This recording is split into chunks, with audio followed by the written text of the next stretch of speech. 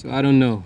Yeah, it's been a long day. Right now it's about it's 3:27, 3:30 p.m. in the evening. I just finished up doing some work. I was cleaning up a bunch of the bikes that I have in stock. You know, they've been in stock for so long, and I had already taken them out of the boxes, and so they needed a little bit of cleaning, especially this one here because I use this one a lot. And the others, well, they just had a little bit of dust stuck on them, but it's all good now. Anyway, this is Not.So.Burundian here, coming back to you yet again with another video. As you can see, the title of the video today, I don't know. It's hard. It's been hard getting on the road. It's not that easy being on the road as I usually am. And so I'm thinking every Fridays I'm going to be doing a bunch of videos just like this one, where I sit down and talk to my audience. Everything's Burundi related rather. And so anyway, I don't want to talk too much. Let's just jump straight into the video. I'll be right back.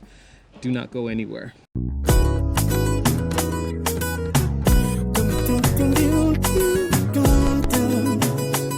All right, so it's basically been, if I was to add up the all of the years that I've lived in Burundi for, the total sum of all the years would be about 7 years. So that's basically a little bit of 2004. That was about 2 to 3 months when I came in 2004, and then I left. And then I came again officially in 2006. I stayed for about five years. Then I left.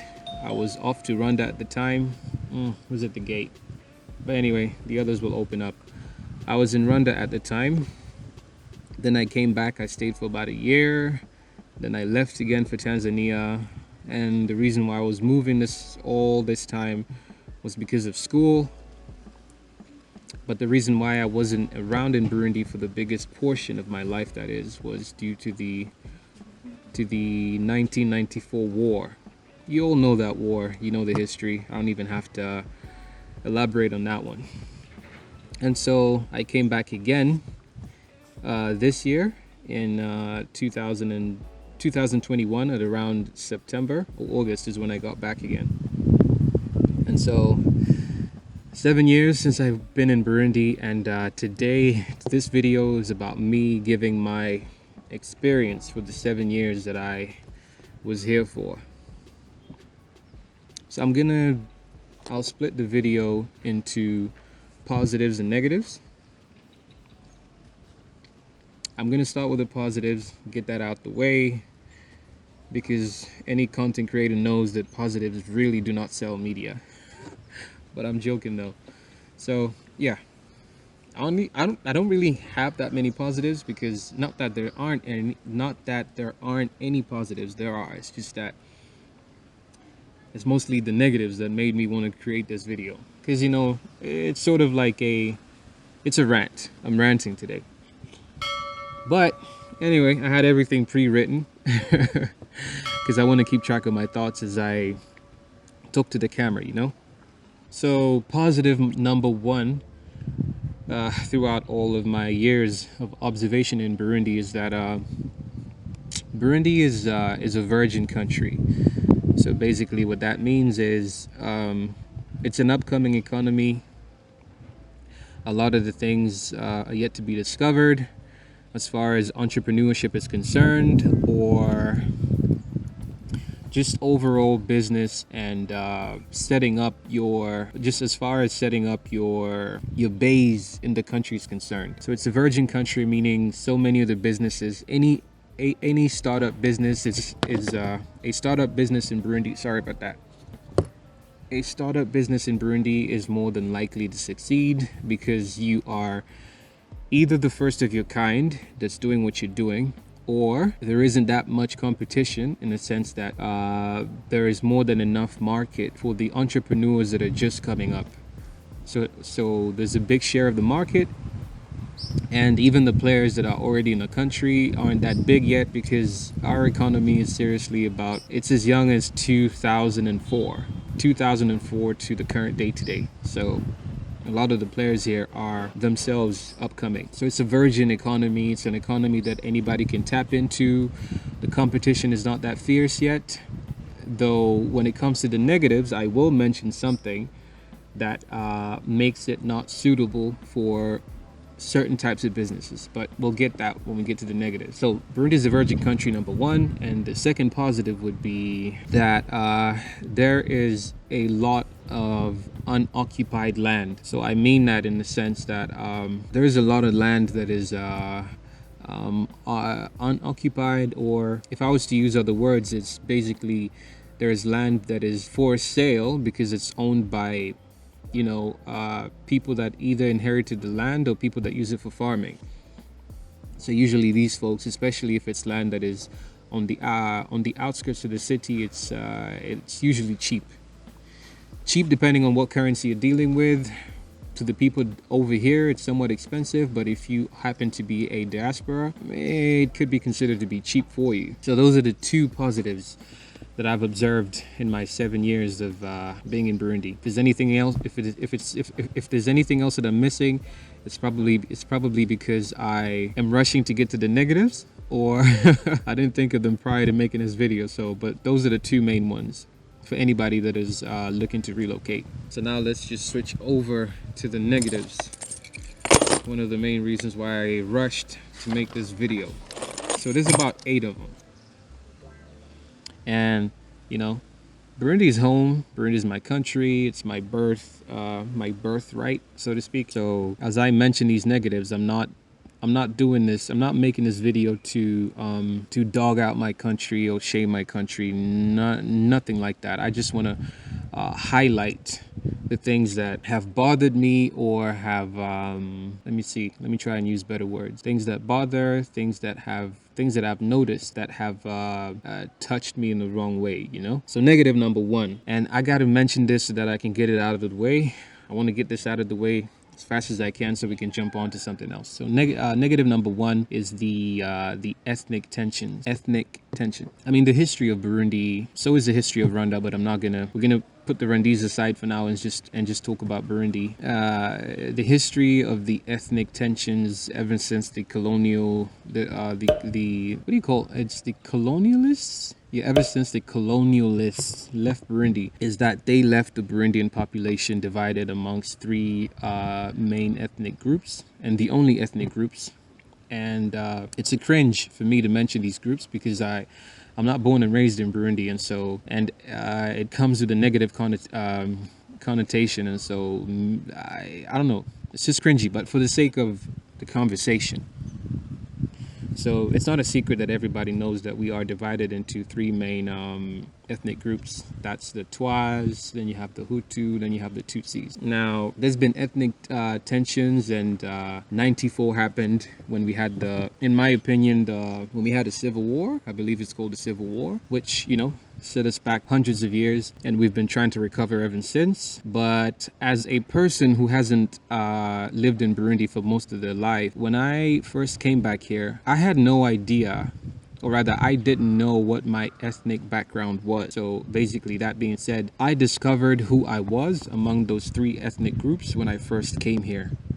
Because, I lived in Tanzania for about 11 years. That's where I was raised for most of my life, and that's where all of my siblings pretty much were born from there. I'm the only one that was born in Burundi. And our parents kept the Burundian heritage a secret, so to speak, so that we would better integrate within the Tanzanian society, because we were living there as, we were, what do you call them?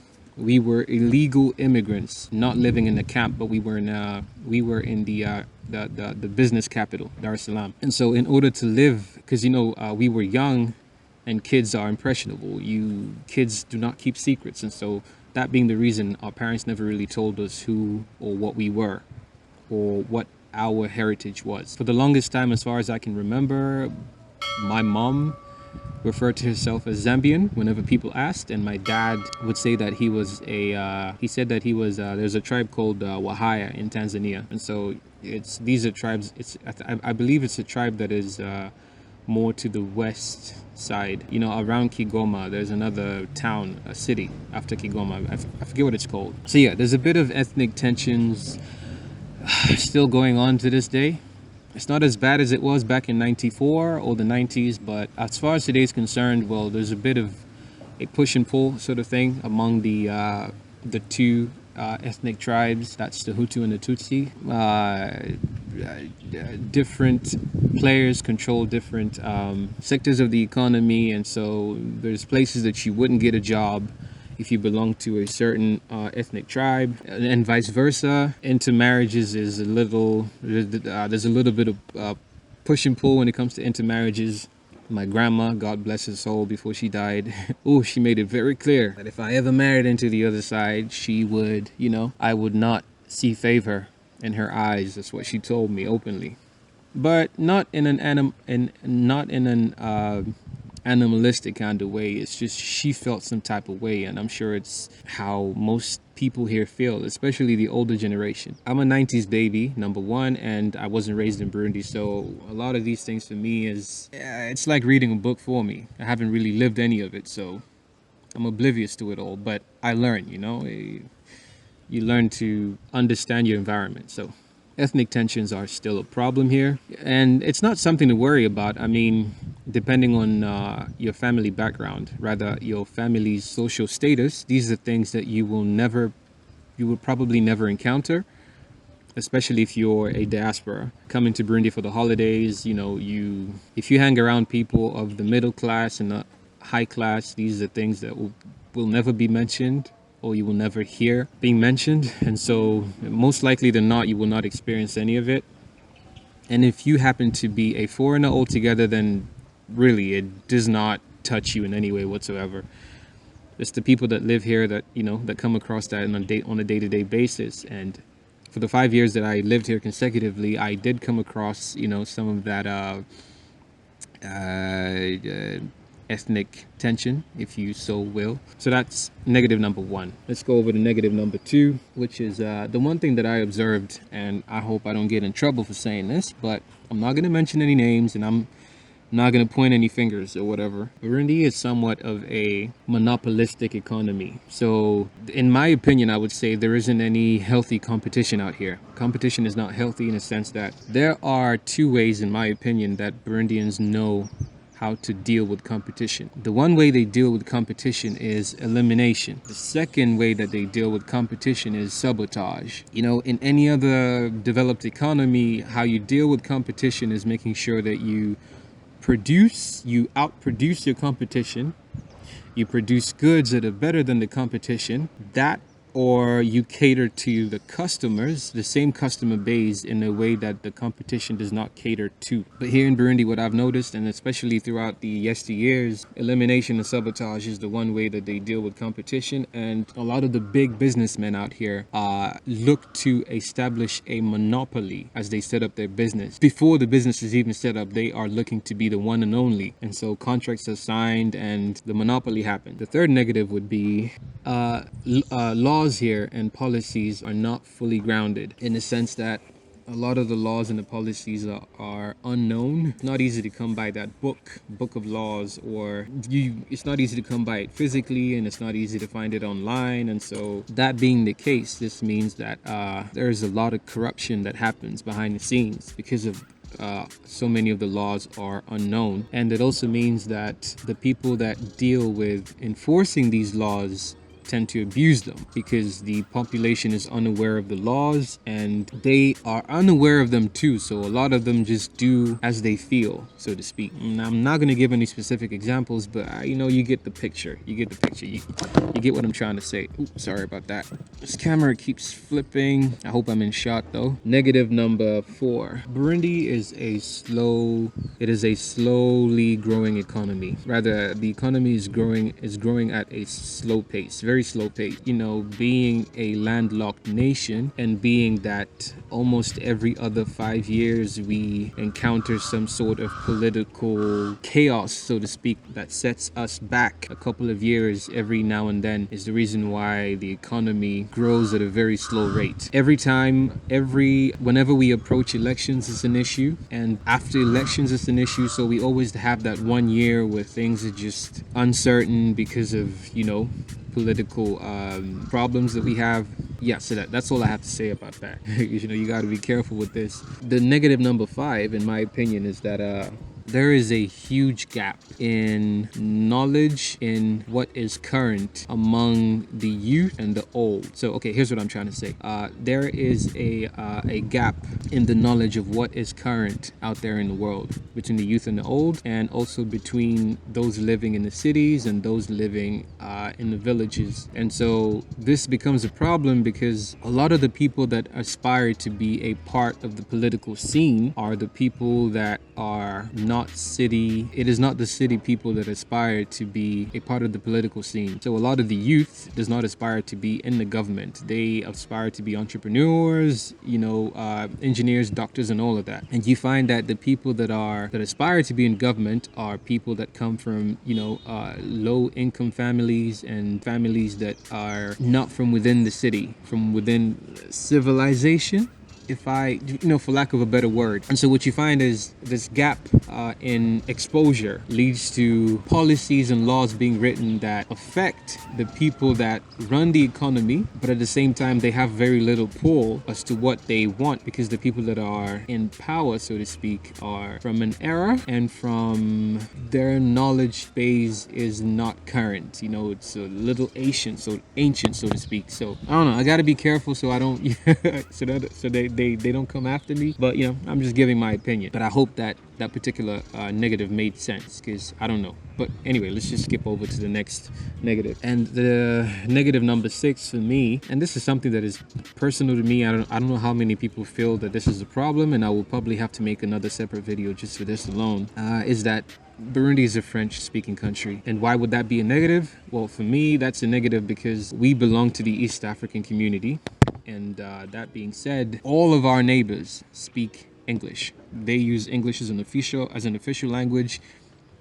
They use English on everything. So basically, English in the documents, in the government documents, English everywhere. And we are the only ones that do not speak English that much. And so you see where this goes, in that it limits us when it comes to integration, number 1. And number 2, it also limits the general population when it comes to the sharing of knowledge between the different nations. Okay, for example, there is only like 3 countries in the world that use French that own French. Let me just use that word, own. So that would be France, Belgium, and a bit of Canada. And every other nation in the world speaks English or aspires to use English in their day-to-day lives. And so that being said, something simple as YouTube, for example, I would say that 90% of the content on YouTube is English, and then the other 10% is shared among the rest of the languages. But it's something that I would have to pull up the statistics, but just using logic, there's more people in the world that speak English than any other language. But then people would say that Chinese is the biggest spoken language in the world. But then again,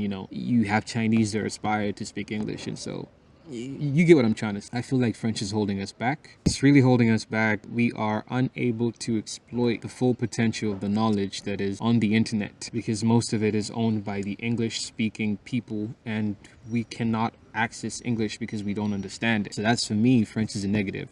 In my opinion, we should have gotten rid of it a long time ago, just like Rwanda did. But we kept it, and I understand why we kept it, because, our leaders are French speakers, and so you wouldn't expect them to use a language that they're not familiar with. And so customer service sucks.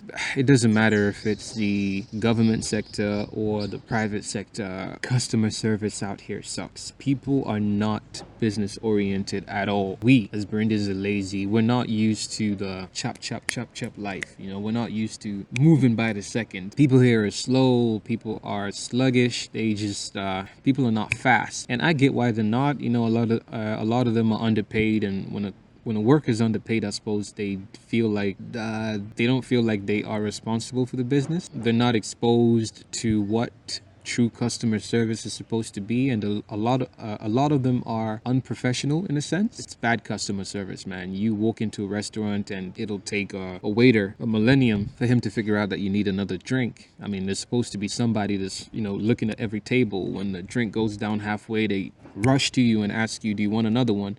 the type of thing. So customer service sucks because we're lazy and we're sluggish, which also leads to a bonus negative for me, which is Burundians are not really great at timekeeping. But this is something that I'm sure that everybody knows, even if it's your first time visiting Burundi. You've experienced this. You know, you set up an appointment with somebody and they show up 1 hour later, and it's a norm out here. If you were to invite people to an event and you said show up at 5, they would show up at 6. That's what they do, and it's unfathomable that somebody would show up on time or exactly at the time that they were told to show up. It just doesn't happen. That's another negative, and yeah, that's the bonus, a sluggish population. So yeah, that's pretty much it for the video. I don't know if there's anything that I missed, or if there's something that you feel, if there is a negative that you have that you want to mention, I don't know, just write it down in the comment section.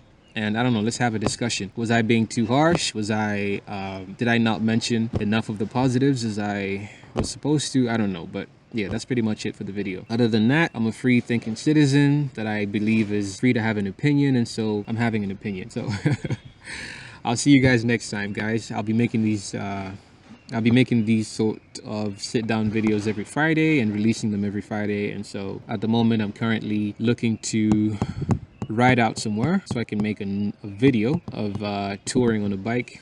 This baby right here. And so I'll see you guys next time. This is Not.So.Burundian here. I'm out.